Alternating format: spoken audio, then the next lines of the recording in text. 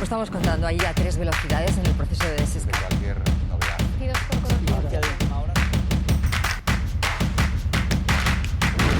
No hay acuerdo sobre los presupuestos después de la reunión en la Moncloa entre Pedro Sánchez y Pablo Casado, ni tampoco para renovar las principales instituciones del Estado. El presidente del Gobierno y el líder de la oposición no se veían desde febrero. Pablo Casado se ha dejado la puerta abierta a llegar a otros acuerdos, por ejemplo, crear una Agencia Nacional de la Recuperación. La ministra portavoz ha dicho que el balance de la reunión es decepcionante y lamenta la actitud de bloqueo, ha dicho, del líder de la oposición. Hola, buenas tardes. Hoy se han conocido los datos del paro. Agosto terminó con 30.000 parados más, fundamentalmente por el desplome del turismo y los nuevos rebrotes. Ese aumento se produjo a pesar de que creció en 6.800 personas el número de afiliados a la Seguridad Social, en un mes en el que suelen disminuir por el fin de los contratos de verano.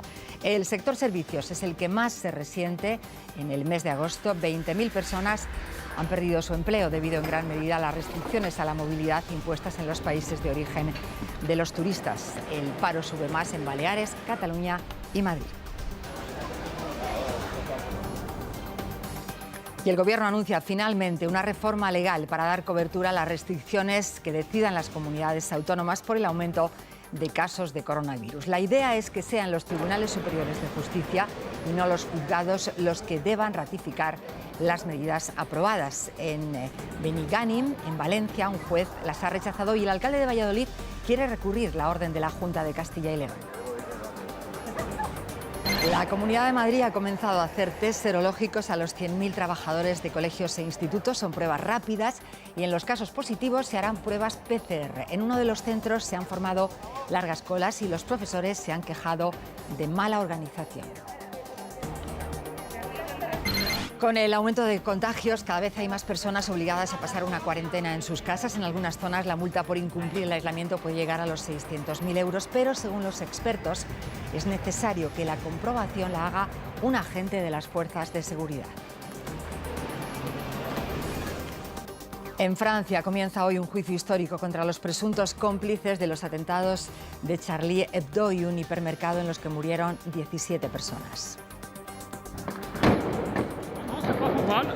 Los 3 autores de los tiroteos en enero de 2015 fueron abatidos por la policía y no se sentarán en el banquillo. Sí se juzga a 14 sospechosos de haberles ayudado a prepararlos. El juicio es en una sala especial y ha reabierto las heridas dejadas por el terrorismo islamista en Francia y cómo ha afectado a la libertad de expresión.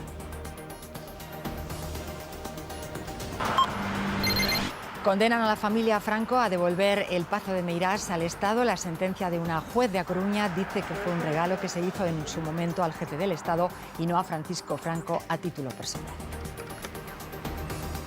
Los casos de coronavirus siguen creciendo y, por tanto, el número de personas obligadas a cumplir cuarentena también. Son los infectados, sus contactos estrechos o los que esperan los resultados de una prueba PCR. Algunas comunidades ya han estipulado sanciones específicas para los que no respeten el aislamiento. La dificultad está en demostrar esos incumplimientos. Incumplimientos de la cuarentena los hay y eso aumenta y mucho el riesgo de propagar el virus. Contagiados y contactos estrechos, aunque sean negativos, son informados de que tienen que aislarse. Aunque hubiera sido negativo, que tenía que estar aislado en mi casa y que me podía enfrentar a una posible multa porque habían dado parte a la Guardia Civil si salía o si me saltaba la cuarentena, vaya.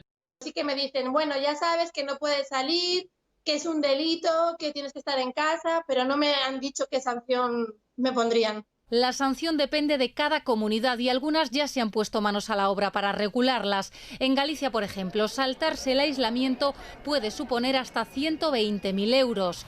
En Murcia conllevaría una multa de hasta 600.000 si hay riesgo de contagiar a más de 100 personas. En Andalucía, ignorar la cuarentena es una infracción grave penada con hasta 60.000 euros. Conocidas las cuantías, otro problema, ¿cómo se demuestra el incumplimiento?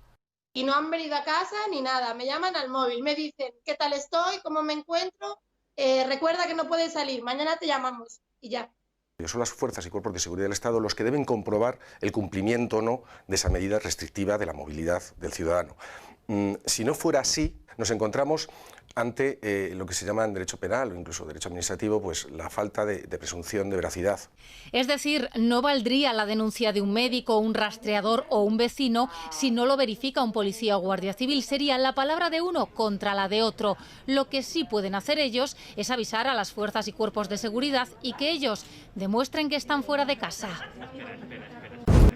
Finalmente, Corina Larsen declarará como investigada desde la Embajada de España en Londres. El juez que la investiga por contratar presuntamente al excomisario ahora Villarejo para espiar a una empleada ha aceptado su petición. Entiende que la cuarentena que tendría que guardar la examiga del rey emérito por el coronavirus es una situación extraordinaria y que justifica que declare desde allí por videoconferencia. Además, deja abierta la puerta a interrogarla él mismo en la embajada si puede viajar a Londres.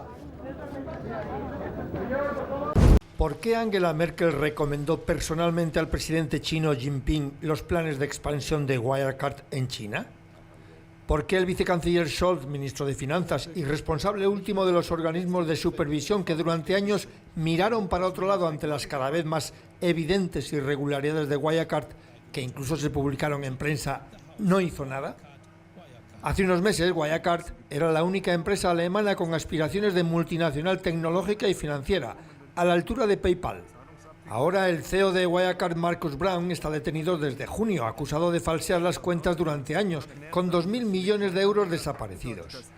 Pero el otro CEO, Jan Marsalek, huyó de la justicia y, según un periódico, está en Moscú, protegido por los servicios secretos rusos.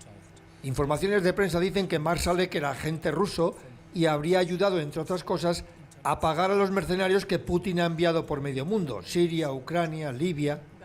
El escándalo amenaza con hacer incómodo el último año de la canciller Merkel, que como mínimo demostró ser porosa al lobby del exministro Karl Theodor zu Guttenberg, que fue quien le pidió apoyar a Wirecard ante el chino Xi Jinping y acompañar la campaña electoral del socialdemócrata Olaf Scholz a la Cancillería.